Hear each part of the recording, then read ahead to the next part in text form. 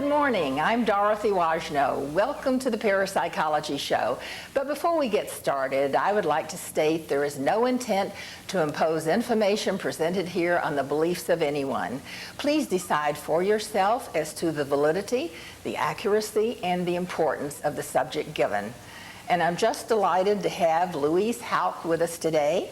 She's an international speaker, a visionary, an intuitive, and the author of Beyond Boundaries, The Adventures of a Seer, which is a collection of entertaining accounts of over 10 years of experience as an intuitive counselor. Her new book is What on Earth Are You Doing? And this is a direct accounting of tools necessary for our evolution into multisensory beings. Ms. Hauck has appeared on the TV program The Other Side, where she spoke on the topic of time travel. She gives presentations at learning annexes on both the East and West Coasts and has speaking engagements in London and Paris. She's here today from New York with us, and she's going to discuss the existence of consciousness beyond death. I'd like to start off by asking her if she considers herself a psychic. So Louise, do you? Well, I think the word psychic has a lot of connotations, and it's many things that I don't consider myself to be. I prefer the word intuitive.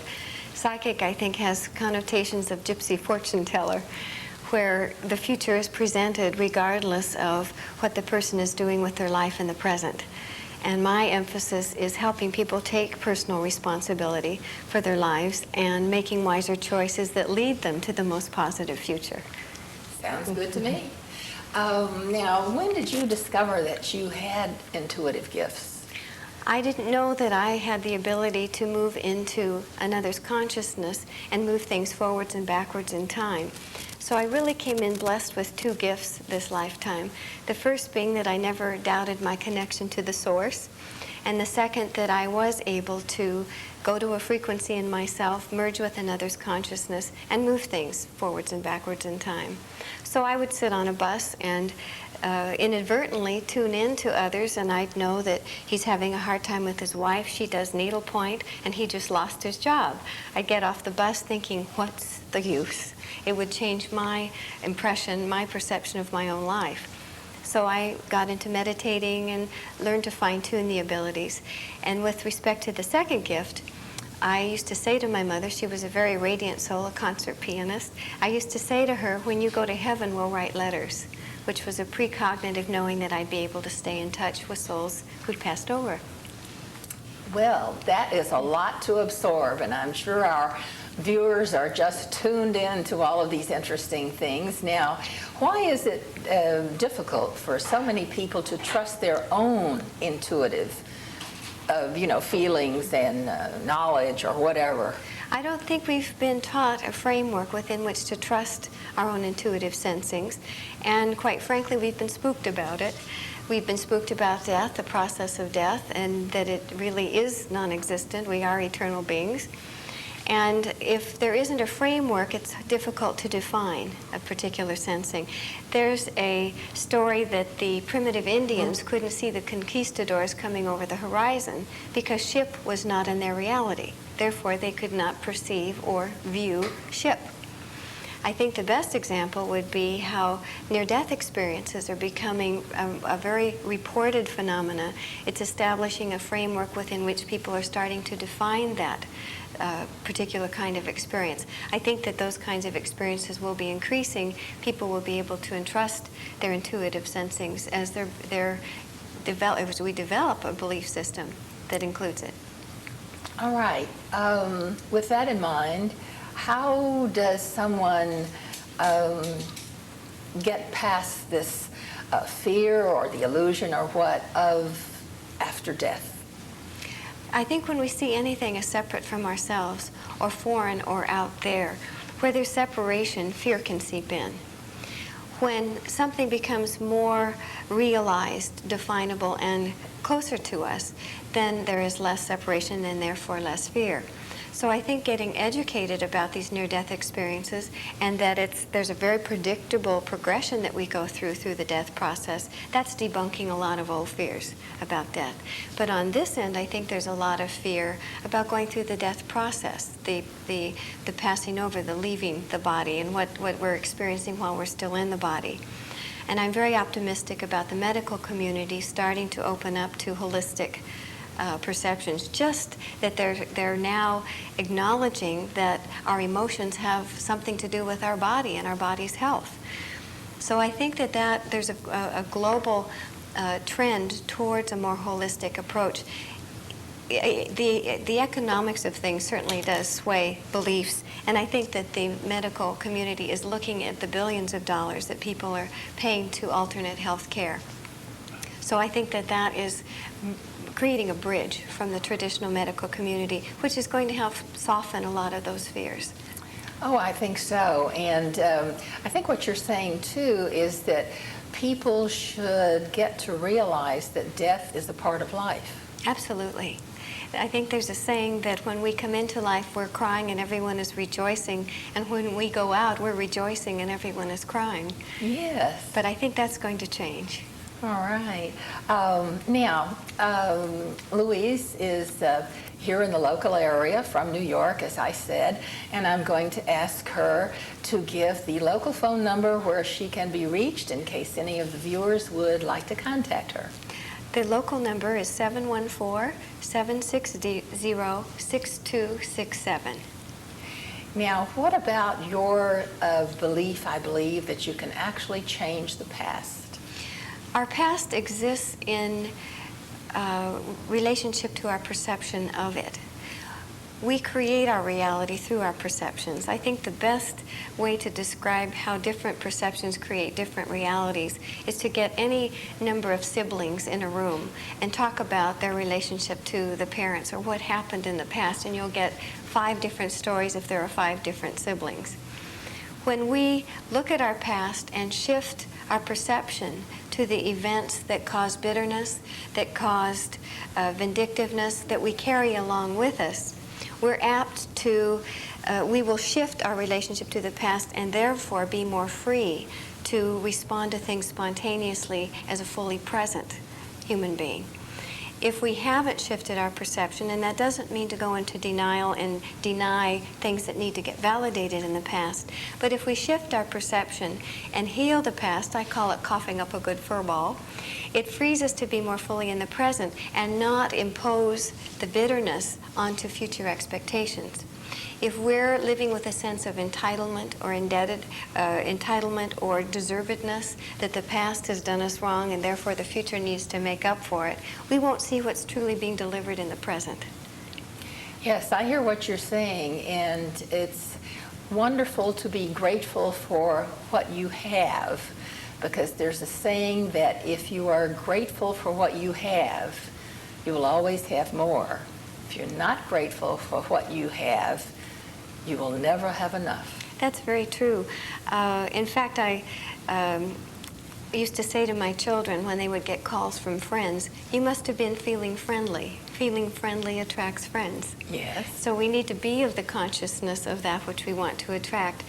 In my book, I mentioned that I think Walt Disney lied when we were taught wish upon a star, because the feeling is that if you're an empty enough well, if there's a great enough vacuum, eventually God will feel sorry for you and something good will come along. Where in fact, if you're feeling the blessings that occur in the present, counting your blessings, I guess, it will attract more good things into your life. Yes, and I think your message, too, is that more people should be fully present. I'm not too sure that everyone really knows what it means or the difference between being fully present and not being fully present. There are many ways that we're not fully present in the moment. Just think of the consciousness you're in when you go to buy a lotto ticket. Your expectations are that something outside of you is going to occur to validate your life, make up for the past, make life worthwhile. And in that moment, you're negating everything positive that is existing. I don't have anything personal about buying lotto tickets, but I think it's a good exercise to go to what your thoughts are doing when you're having expectations of something out there coming in to resolve your life.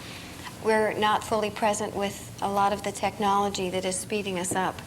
In New York, I am amused to see people on their cellular phones standing in line at the bank. They get up to the teller sooner than they expected. They're holding up the whole line, having a very intimate conversation on their cell phone. Standing in elevators with people with their Walkmans, where you hear the interference, and they're definitely saying, I'm not here, or I don't want to be here. I'm blocking out everything that's truly existing in the present. We use compulsive behavior sometimes to run out to go shopping to avoid the feelings that are wanting to surface in the present. And when we let those feelings surface, it's astonishing how much less energy it takes to process these feelings than it does to run away from them. Now, how can we help people to see the future? Being fully present. When you're fully in the present, you are a receiver of divine energy, which is creativity expressing itself. It is also inclusive of the intuitive abilities. So it all comes through being fully in the present and having processed enough of the past, a few of those furballs, to release you to be in the present so that you're not responding from the past. Mm-hmm. And you should feel, I would think, more peace of mind when you're fully present. Absolutely. Less anxiety. Absolutely. You're carrying much less baggage. Well, that's important for everyone. And now, I talked with someone just a few days ago, and she said, I'm not interested in the future. I'm only interested in the past, and talking about things that happened in the past and that sort of thing. So how can you get people to be more receptive to the future? I think some people are afraid of hearing about the future. Well, again, I think that the perception is that the future is something separate from self, and we're creating our future in every present moment. So when I go to the frequency in myself that takes me outside of time, and time is relative to where the observer is standing, said Albert Einstein, and when I go to the future, I'm experiencing a future moment, a probable, most positive future moment, given that the person is becoming conscious, taking responsibility for their life, and making wiser choices. So I'm able to experience not in a sense of the future will come jump in your lap if you just sit back, but more if you continue to grow and are a conscious spiritual being, this is what is a probable future moment. So I go to the future moment to access what's the person thinking about? What are they trusting by now? What have they opened up to? What's working for them? What does it feel like? So it's, in a sense, opening up a channel to that most positive future moment. Back to the present. I do the same thing when I look into someone's past, where they're still existing on their 11th birthday. It's usually a scene that's indicative of where the person owned a belief or an attitude about something that's getting in the way now, or a pattern that's repeating itself. So we can go back and talk to that 11-year-old child and create a path from here to the past, just as I can from the present to the future. That's how I like to use the future. I see. Now, do you feel that some people don't really realize that life is full of like ups and downs, sort of like ripples? It's fluid.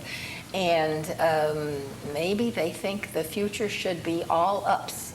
Yes, I think so. Someone started a nasty rumor that there's something wrong in our lives if there's pain or challenge. We learn from the pain. It doesn't mean you have to run out there and say, hit me again. And the whole point is our relationship to the challenge.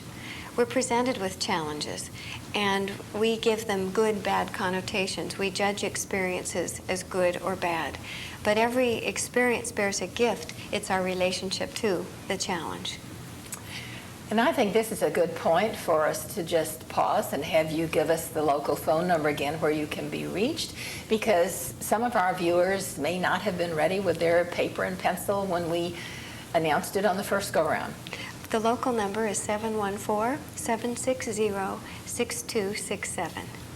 Now, before we came into the studio, we were talking about death and people's perception of it and so forth. And why don't you talk about some of your experiences, the way people feel about death? And I had expressed my opinion that I feel a lot of people do not fear death at all, but they fear the process. Yes. We're making such wonderful discoveries through hospice work that was begun by Elizabeth Kubler-Ross, who wrote on death and dying. We're starting to peer from this end and from the other side to really put the puzzle together. And I know several hospice workers who, in working with those who are dying, are able to sort of merge with their energy and see what they see as they start to see loved ones appear, helping them over. From my perspective, when I'm interpreting for loved ones on the other side, they're often saying, and tell your mother when it's time, I'll just be putting out my hand to help her over. And they might have a bouquet of their favorite flowers waiting. They come with memories. They come with personal, private jokes from the past. We are still the same evolving soul. The learning is still existing and ongoing. We're meeting with teachers, we're reflecting back, there's the review process we go through. So it's becoming pretty much of a science now, that whole progression. On this end, I think the important thing is to help people become conscious and have a conscious say about the terms of their passing. We're coming out from under the intimidation of patriarchal domination. Our whole world is trying to do that, where science has dominated the more intuitive female aspects of life. I think the medical profession, which has traditionally been pretty patriarchal, has taught us to lay back and take everything as the doctor prescribes. But we're becoming involved in our health care now. We're becoming involved in our own healing, and the doctors are paying attention. So I think the more we are a participant in our recovery and in our death process, I think it's going to be a whole new kind of experience, which will help people not fear that, along with the process of dying. Sounds very favorable and positive to me. And I think, Louise, that you brought a copy of your first book with you. Uh-huh. And if you would just hold it up so that the camera can pick up on it, hold it up in front of you and tilt it a little bit toward the camera so that we don't get the shine and the glare of the slick cover. And that's Beyond Boundaries, The Adventures of a Seer by Louise P. Hauck. And the foreword is by Willis Harmon. Mm-hmm. Okay. Tell us a little bit about the book and the chapters and the foreword. Well, Willis was the president of the Institute of Noetic Science. He passed over a few months ago. And Willis did a wonderful job of bridging from the scientific world to the more esoteric. He did me a great service. He was a professor at Stanford in engineering. And one day he did a great service for me when he stepped forward and said, stop trying to get science to define your work. It was a time in my life when I was sashaying up to physicists so that they could help me define how I'm able to do what I do. And he and Gary Zukav, who wrote The Seat of the Soul and Dancing Woolly Masters, an award-winning book, which is the definition, or it's a book about new physics. Both of them approached me at different times and said, let your work stand alone. You do not need science to define it, which is very consistent with their message. So Willis wrote a very erudite forward to my book that I'm always praying that people can get through before they get to my text. But Willis had a way of validating and showing his support by saying, so how shall we collaborate? And I would sit with Willis, and we could never come up with a way to collaborate. A few weeks ago, walking down 6th Avenue in New York City, Willis popped in right in front of me, having made a lovely journey to the light. And he said, his face right in front of me, saying, now we can collaborate. So being very true to his word and consistent with his message, we're still in touch. And Isn't that great? He relayed some wonderful messages for me to convey. But that's wonderful of phrasing it, how can we collaborate, which shows partnership. Absolutely. Cooperation. And it really demonstrates that the love connection goes on into eternity. And I think that's a very important question for anyone to ask. What will I take with me into eternity? And Willis is still the same loving, evolving soul. It's the same frequency that I knew him, how I knew him on this side, and the way we're still in touch now that he's on the other side. And the book is basically an assortment of stories. My work has been my teacher and my only teacher. And it's the stories that I have learned from that is educating me too that there is a bigger picture. Well, and you know, still people don't trust certain kinds of information, and I think sometimes they just have to grow more Yes. before they can accept certain information. But you know, you were speaking about what we take with us just now. We certainly don't take material things. None of us are taking any material things out of this world. That's true. And you see people all the time that really don't quite understand that or accept that because the way they're doing their lives and Yes. building up all sorts of fortunes, which is wonderful and to enjoy and that sort of thing and do wonderful work with. But really, we go out of this world taking nothing Yes. That's one of- except ourselves and our love and that sort of thing. The love is what goes with us into Yes. eternity. The humor, too.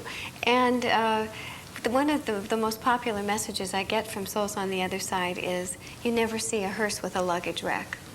Oh, that's good. And they're often coming to help free the loved ones from the fights about the material possessions left behind. When I was in London last month, a grandmother came in from the other side, and she showed me a scene of figurines or statuettes. I said to my client, well, what is this, statues or figurines? She said, oh, the figurines. She said, my mother coveted the figurines. I gave her back my two because you break them and you're dead. I said, your grandmother on the other side is saying, no, you're not. So it was a lovely message, really demonstrating specifically what she did not need to hold on to. Yes, very good, very good. I think it's wonderful to have specific examples because so many people get it when things are really specific instead of having any vagueness. Now, you sound so positive, and obviously there's a lot of chaos in the world today. So how can you remain so positive when we have this chaotic world all around us? I think an increased ability to live fully in the present. And as I said earlier, I'm able to do that by having looked at some things in my past, process things. A good way to process things from the past is to look at what's going on in the present. I've seen 3 near knockdown, drag-out fights in airports in the last 2 years. Actually, I think one was at Macy's at Christmas in Manhattan. But it's people truly believing he's the problem, rather than what is he triggering in me. What does this feel like? When have I felt this before?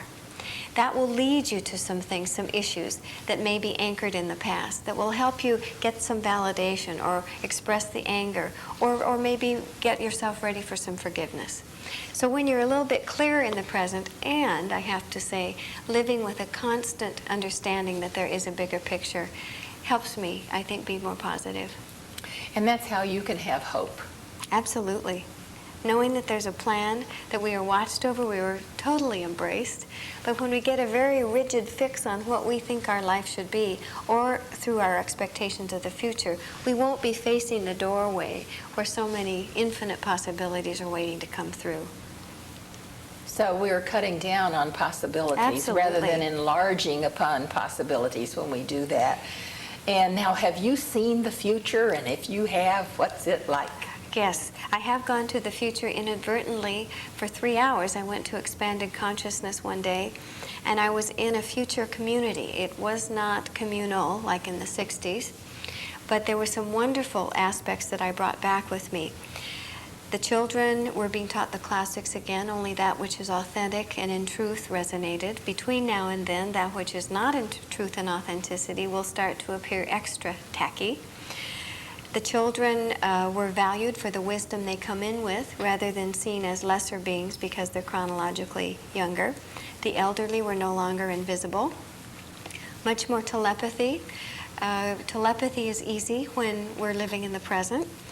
No time-saving devices, no need to impose or no need to save time, moving through the day according to our own rhythm, very much like the farmers used to. And we were in touch with other communities around the world. There was a tremendous appreciation and an understanding of each person's unique gift and what they're here to give. And so many people are what I think of as linear beings Yes. in their thinking. And it's more difficult for them, isn't it, when Yes. they want everything just in a box or so in place. Yes. Yes, linear implies sequential, one thing after another. And there's a wonderful saying that time is relative. Well, I said that, quoting Albert Einstein, but that time is nature's way of keeping everything from happening all at once. Wonderful. We tend to need to perceive things linearly to be anchored in this dimension, but actually outside of this dimension it is all occurring simultaneously. So we're already in our most probable future and still existing in our past. So what we should really be doing is creating bridges to a new world. Absolutely. And the best way to do that is to learn to live more fully in the present and to surrender to the plan. Now, we can surrender one of two ways. We can look at how life is trying to reprioritize our life and make adjustments, or we can let life reprioritize for us. One's a little rougher road than the other. And we can make new choices, or what I call inadvertent surrender, let life circumstances slam us against the wall so that we have to surrender and say, I don't have a clue anymore. And then things start to flow. Yes, and that sounds like the lesson routine, where if you don't get it this time, Yes, it'll come at you another way, in a little different way perhaps, but again, until you get it, right? Absolutely. You're tuned into that. We'll get many opportunities. Yes, and I know that you do various programs and events with Deepak Chopra, and I just wanted to mention that because we have fans of Deepak Chopra in our audience, so I just thought that I would put that in. Thank you. Now, maybe we just have time quickly for if there was one important thing you wanted to say today, and I'm really narrowing you down, what would it be? Because we only have some moments before the show ends. Get back to living in present time and ask for road signs and can use your connection to the source. Wonderful. Ask for road signs and use your connection to the source. So we hope that you will do that. And I would like to thank Louise Hauck for sharing her time and talents with us today. Also, I want to extend a warm, welcoming invitation to everyone in Leisure World to become a member of the Parapsychology Club. And if you would like more information about how to do this, please write to the Parapsychology Club, Post Office Box 2442, Laguna Hills, California, 92654. And in the meantime, best wishes for all good things from all of us to all of you, because there never can be too much of anything good for your higher power. Peace, love, joy, radiance, and light.